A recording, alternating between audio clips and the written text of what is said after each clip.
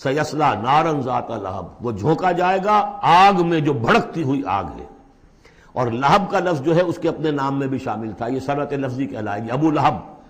کیونکہ وہ بہت ہی سرخ و سفید رنگت کا، بہت جیسے کہ انگارے جیسا اس کا رنگ تھا، اور آنکھیں بھی بڑی بڑی تھی، نہایت حسین و جمیل انسان تھا،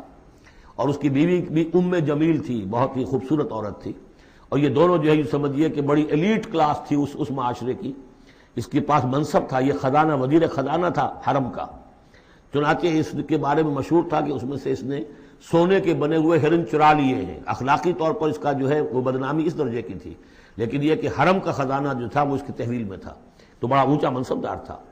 تو اس کے لیے یہ کہا کہ جیسے یہ دہکتا ہوا انگارہ ہے، اس کو رنگ ہم نے دیا ہے، ایسی ہی دہکتی ہوئی آگ میں ہم اس کو جھونکیں گے، وامرأتہ، اور اس کی بیوی کو بھی۔ کیوں؟ یہ بھی اتنی ہی دشمن تھی حضور کی جتنا کہ ابو لہب دشمن